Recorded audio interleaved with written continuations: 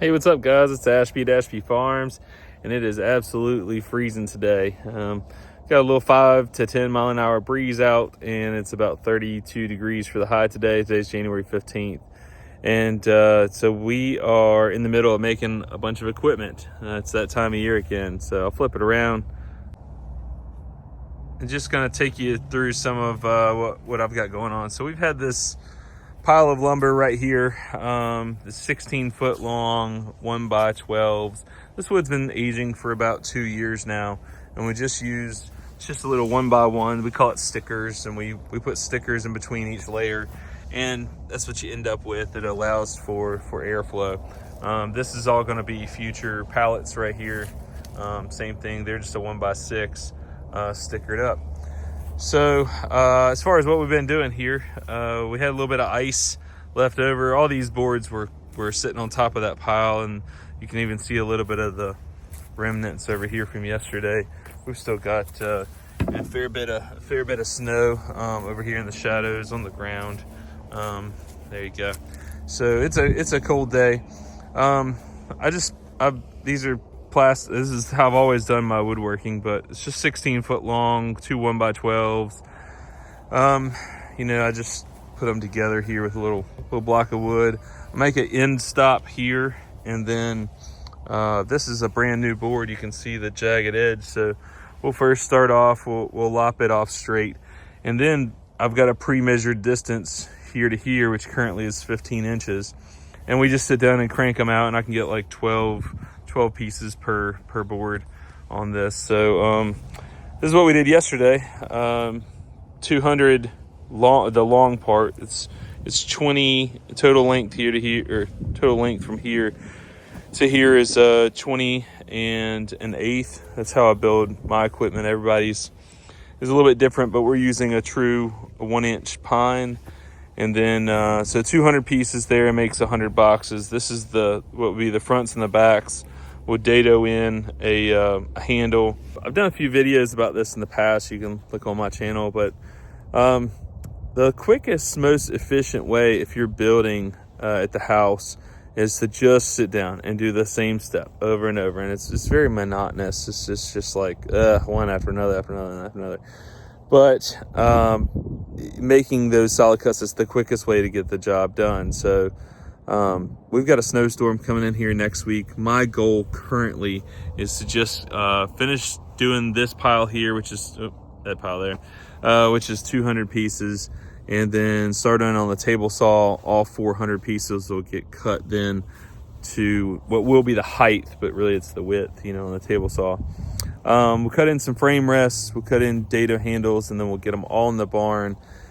This outside aged wood is about 11% on the moisture, and we'd like it to be a little bit drier, so I'll run my commercial dehumidifier in the barn just to help get that last little bit of moisture out of the wood. And then we get to cranking out boxes.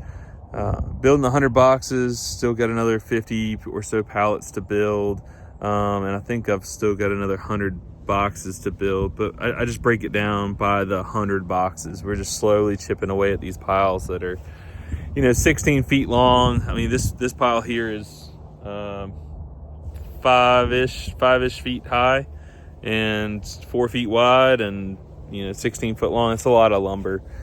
I've got quite a few projects going on, and I'll try to make more content going through, but I've got to build double screen boards. I've got to build about 300 lids.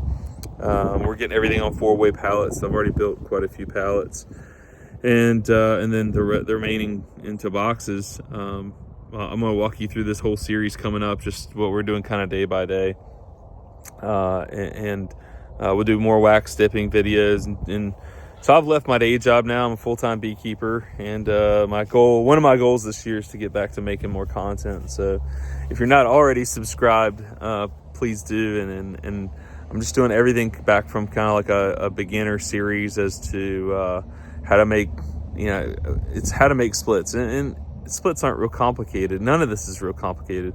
I think the best way I've learned, particularly from Bob Benny, is he just kind of shows you the day-to-day, what they're doing.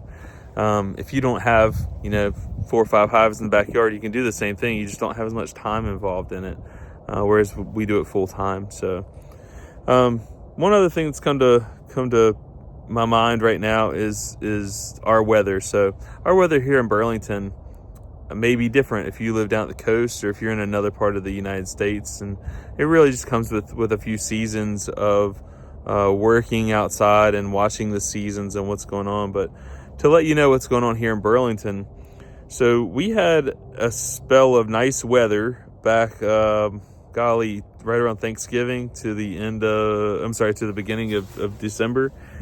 And it was a great opportunity to use oxalic acid vapor. So we hit all of our bees. My mentor, Mike, I did a video with him if you want to see. And then we hit all of our bees there in the beginning of December. We hit them 3 times, 5 days apart. So over a 10-day period, day 0, day 5, day 10, that kind of thing. But since New Year's, we've had a few days in as much as 50 degrees.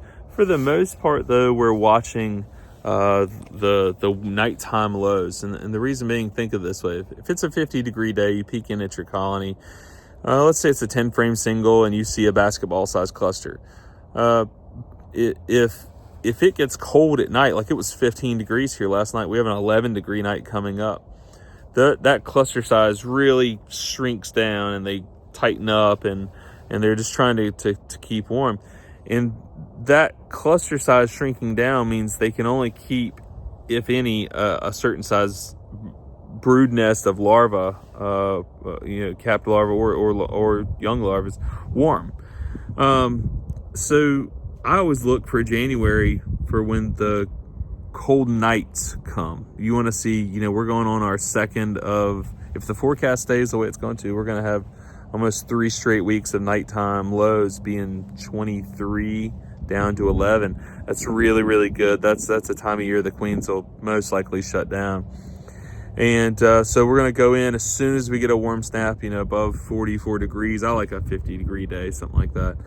And anywhere from 45 to 50 degrees, I don't even have to wear a bee suit usually. The bees don't really come out of the colonies too much. I may put on the occasional hoodie.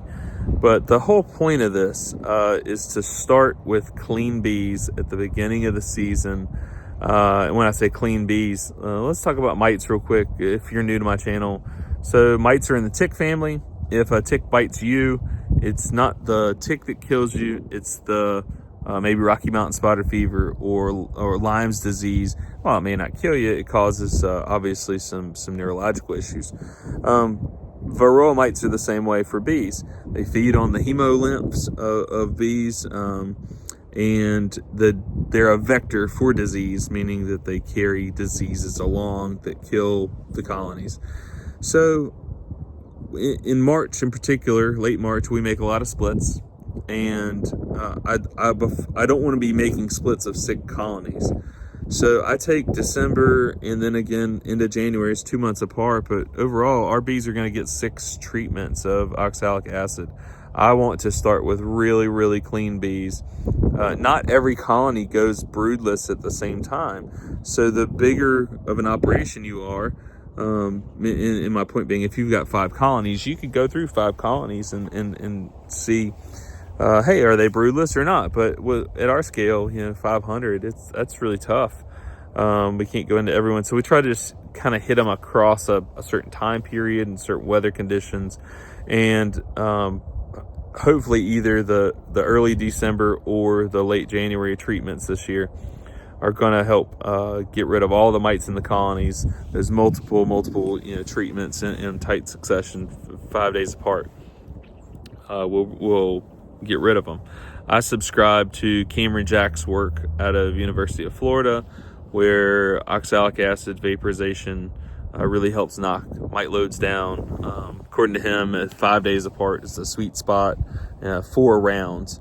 And he's even said, and there's, Randy Oliver and Jennifer Berry have both tested this same thing, said, no, it doesn't work. I like to think that Jamie Ellis with the Florida Bee Lab isn't going to allow Cameron Jack to put out information that is not tested and true.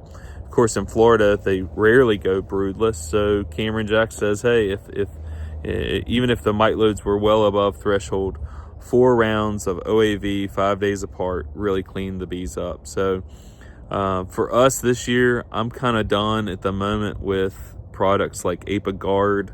We have gotten the same result 2 years in a row, which is it blew them out of the colony, or it just sets the queens way back. It causes issues. I like oxalic acid because although it may irritate the bees, it's a certified organic product, and it kills the mites without stopping the queen from laying or anything else going on in the colony. So our upcoming plan for this year is we've done a December and a January round, starts us on a good foot. We're going to do 4 days in May. We're going to do 4 days in August. We're going to do another round in December. Our bees will never go more than 4 months without getting a full 4-round treatment 5 days apart of oxalic acid.